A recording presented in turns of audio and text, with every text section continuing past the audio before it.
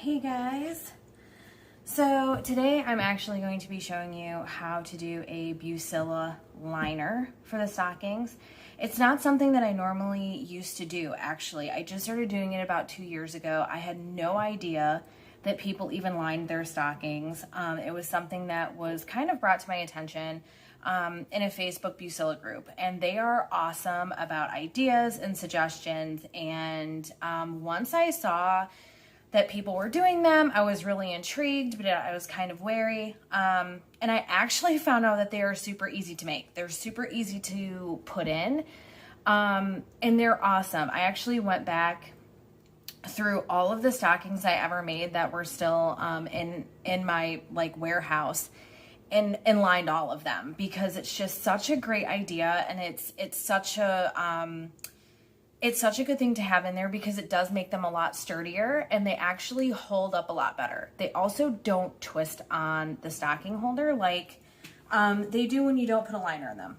So I'm sorry it took me so long to get this out. I actually had different fabric picked out for the 28-inch stocking. Did not realize how gigantic those stockings actually were. This is the 28-inch stocking. This is like my whole workbench. Did not realize it was that big. So I didn't have enough of the other one that the customer had picked.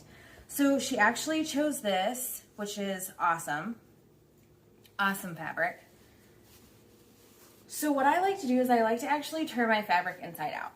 And I know this is kind of like a weird thing because most of the time, well, all of the time you normally do it, but you'd think that it wouldn't really make a big difference, and it really doesn't, but I like doing it this way because this is how I'm going to sew it and put it into my stocking, which I will show you in steps, so don't worry. So right now I'm just kind of like making sure that I don't have this part. I could have probably cut it off, but I don't really need to. So I'm just going to measure it out this way. Sorry, my dogs are barking. The neighbors are cutting their lawn. And you only need really a few things to do this. I'm going to try to get this as close to the edge as possible because I do want to use this for a few other stockings because it's adorable. I only got 1.5 yards and I probably should have gotten like 4 yards, which I really wish I would have. So the first thing that you want to do is, what I like to do is I like to leave about this much at the top. Let me turn the camera here so you can see it. Mostly because this is going to be folded over or under to make a clean top on your stocking up here. So I have pins.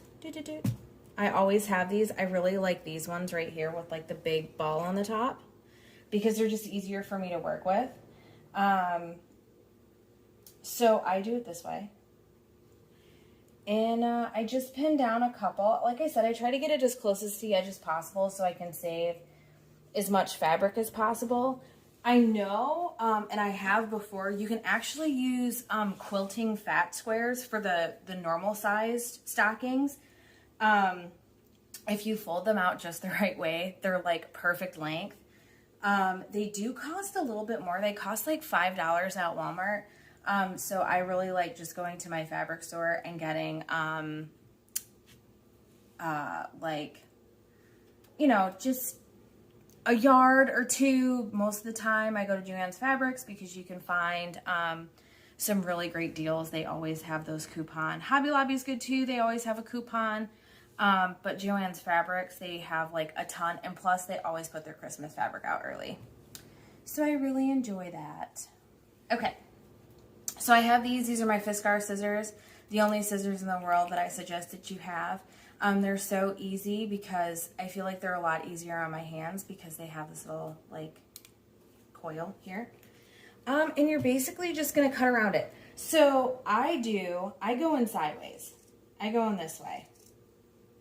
And it's only because it allows me, when I do flap it over, I can kind of see what it's doing on the other side, and I will absolutely show you that too. But I don't allow any like space on the seam. I cut right around the stocking. And that's mostly because sometimes I found if I do allow like and 1/2 inch around it. I should have got my bigger scissors. This one's going to take a minute. I feel like if I do allow the space on the outside, what's going to happen is that seam is going to actually push against that blanket stitch when we sew everything together. So I just like having it like butted right up against the stocking. I've never had any issues doing it this way, and I will also show you on my sewing machine. But also, I just do it the foot size. Like, I measure it with my foot, and that's how I measure the seam. Get to the top right here, this little corner. I actually go this way. Boop, boop, boop, boop, boop, boop, boop. Perfect. Okay, so I'm going to show you before I take you to my sewing machine how I like to do mine. I don't even unpin the whole thing, and that's mostly because I kind of like keeping it all together until the very end. So I'm going to do this. I line it up here, and I just fold it down.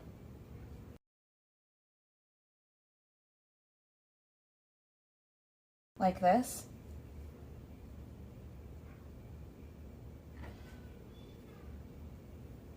And pin it. And I do this as I go all the way around.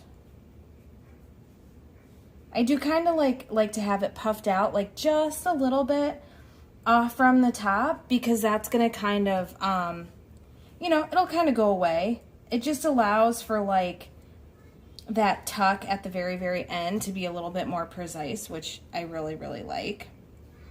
Can you hear my child calling for me in the background during nap time? Like I said, oh, what us crafters go through. Okay, so then I flip them over like this. And I do the same thing.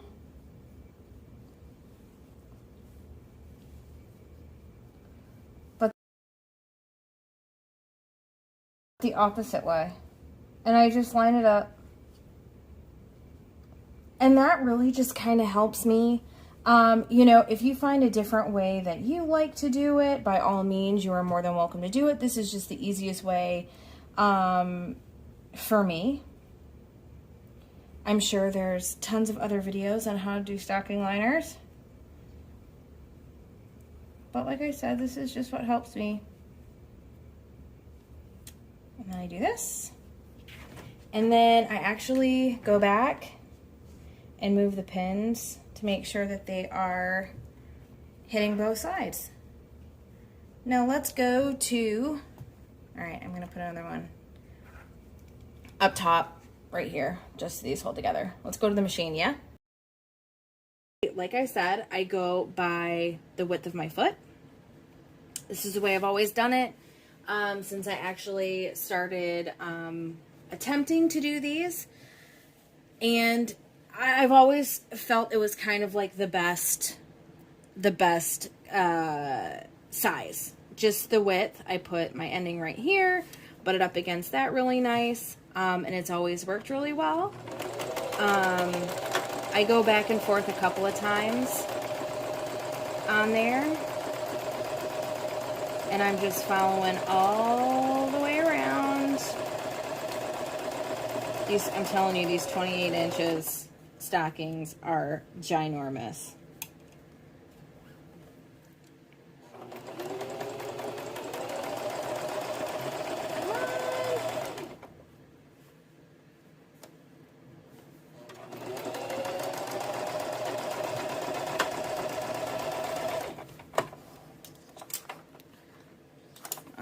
One side done. Remember to bring your pin cushions, boys and girls, because I have needles everywhere now. All right, so let's do the other side.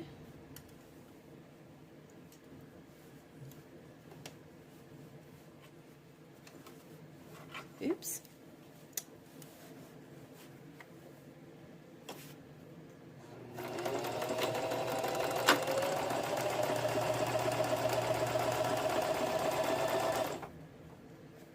You do not have to sew with your pins in. That is something that my grandmother taught me when she was teaching me how to sew. She taught me to leave my pins in.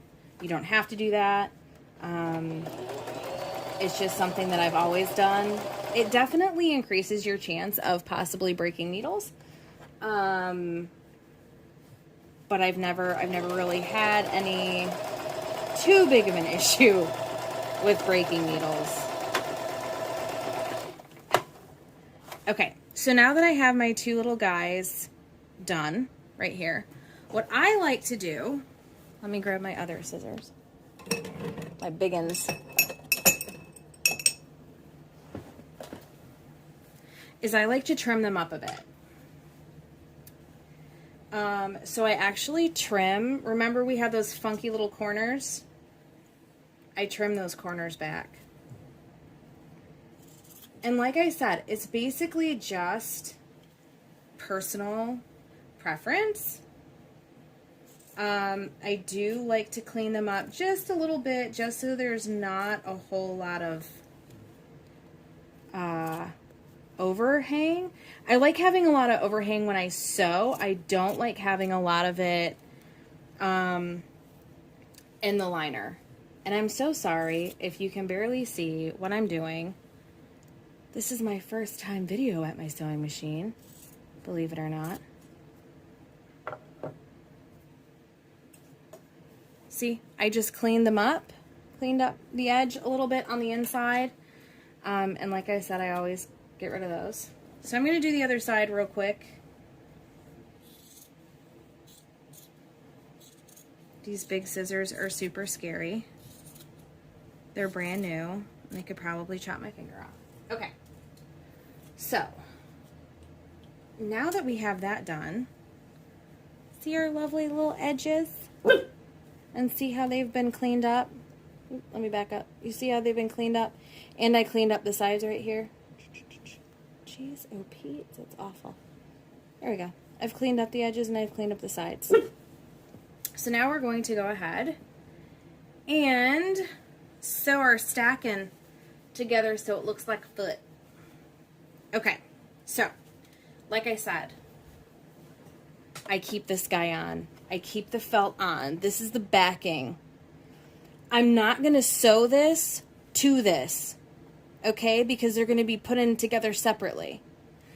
I just like to keep it together because that's how I sewed it. And I'm going to be removing pins. Oop, where's my foot? There it is. I'm going to be removing pins from it as I go down. So, I get to a pin, I'm taking it out. Now, like I keep telling you guys, please, please, please, please, please, if you find a different way that works for you, my dog agrees, do it that way. This is just the way that I took about 4 suggestions from people that do theirs or videos I've seen or whatever and made it my own way. I know some people that have made so many of these they can eyeball them, which is insane to me. I've made probably about 200 of them stockings, and I'm very new to liners, so like the idea of eyeballing a liner to me is like insane.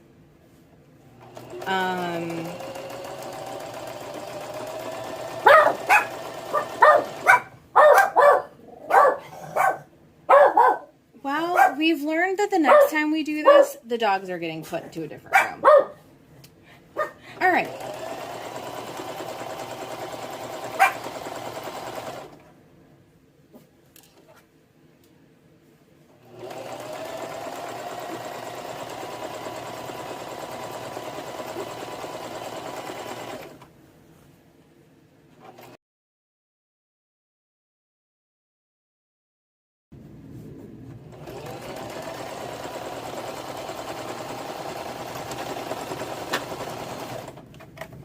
All right.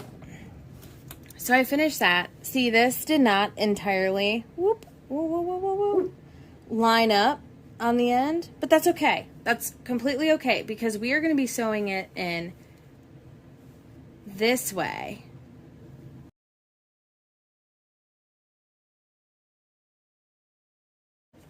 All right, so I actually duffed up on the last one.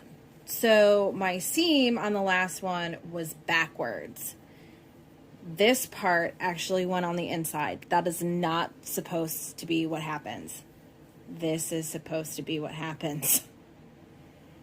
It's supposed to go on the outside. See? This is all going to make more sense once we start putting everything together. So this is your stocking, and this is how it should be. This should be like seamed this way. So this part, you won't be able to even see this part when we're done. Okay? So we are actually going to blanket stitch around the stocking. I'm going to do that. I'll show you the last few steps. Okay guys, so we have done our stocking. It is inside out. And I'm going to show you just a couple more tips of how to kind of make it lay easier inside of the stocking itself, which I will be showing you guys how to do the blanket stitch on there. So on the corners right here, which is going to be like the toe, I make some little tiny snips in here, like this, on the very edge. And it's just right above the seam line. It's not on the seam line, it doesn't go to the seam line, but like just about. And I just make them right around the toe. Here he is barking again, hasn't barked all day. And this is basically just so it gives it kind of some pull, because down here, you see it's not doing anything. And up here, it's gonna separate and it's gonna bend easier in there because it's not so taut. And then I'm gonna go around the edge of the foot as well, the heel, just a couple. Just be very careful where you snip, because if you snip the seam, there is no going back. Okay, so now this is snipped, and I have done a blanket stitch all the way around here. I haven't done it here on the bottom edge because I wanted to show you. And I also left this top edge as well. And I do pin these together. But like I said earlier, you're gonna find a whole bunch of like really cool tips and tricks on Facebook pages. And one lady showed us these. She uses these. They are stupid expensive in Joann's Fabrics and also stupid expensive in any other craft store, and you can only get about 3 of them or 4 of them this size or bigger. I think I wanted a couple of small ones and they wanted like $18 for them. You can get a whole tin of these, and I'll show you the tin in a later video, off of Amazon for about $9. I have more than I will ever know what to do with. So this is my string that I left over from this stocking. I am currently all out of white because they never give you enough white. So I'm going to steal from this one, from my other kit that I've been using. Shame, shame. Don't worry. I have a ton more. And I always really like to use, when I'm doing the blanket stitch around these, I really like using like big, thicker needles.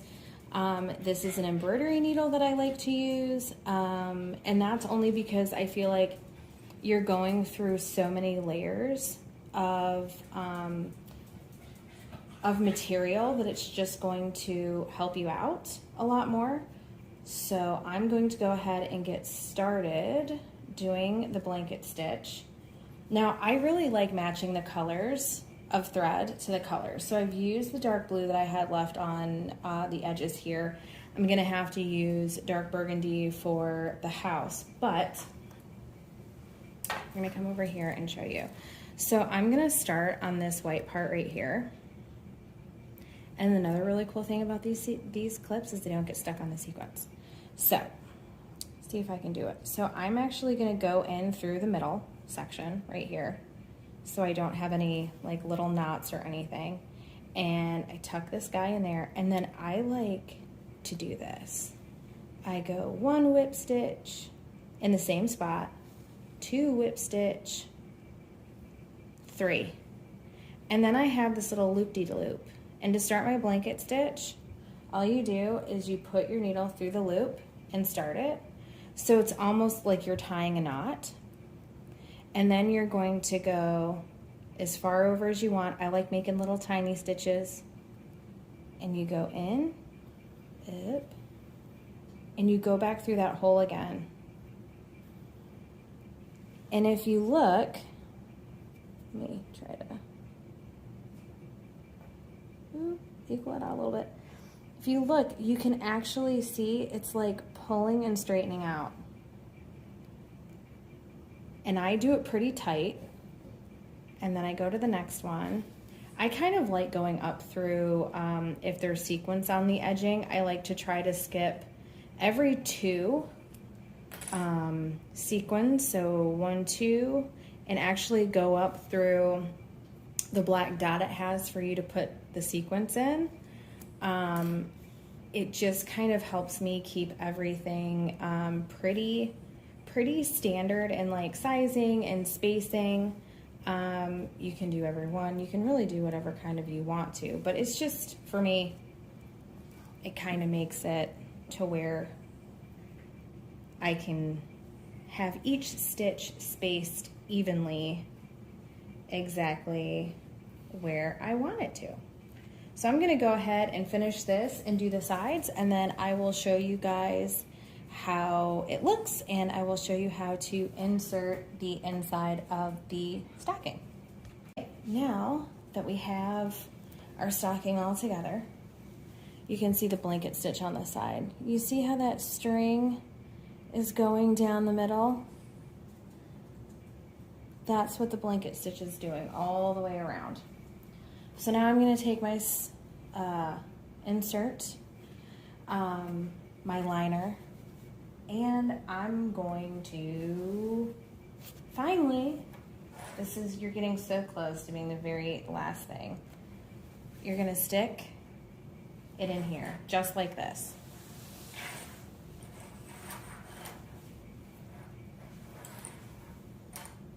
And I usually try to like put the heel in and put the toe in and just kind of flatten it out, even it in there. And now you're gonna, these 2 seams right here, the inside of this seam for your liner and the seam of this, I usually split the endings right here just because it almost makes it a little bit flatter. And I stick those together just so it'll keep where it needs to keep. And I do it on the other side.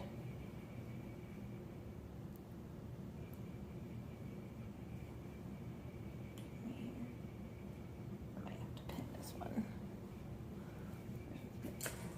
Okay. I'm gonna do this side. And I kind of pull these. And if you look, it's gonna kind of just fit perfectly in here. And sometimes, you know, I'll like stick one in the middle here just to kind of keep them together while I'm sewing so it doesn't slip. And I still have my needle attached. I did not undo it when I went up the seam. And I kind of like doing it that way because it's almost like I've built up so much in here that the liner doesn't seem to come off because I've sewn so much right here. So I'm gonna unclip this one and I go straight into the seam, like seam to seam. And I usually do a couple of stitches right in, oops, right in there. Well, I normally do. I guess it's gonna not today. There we go. It looped on me. And then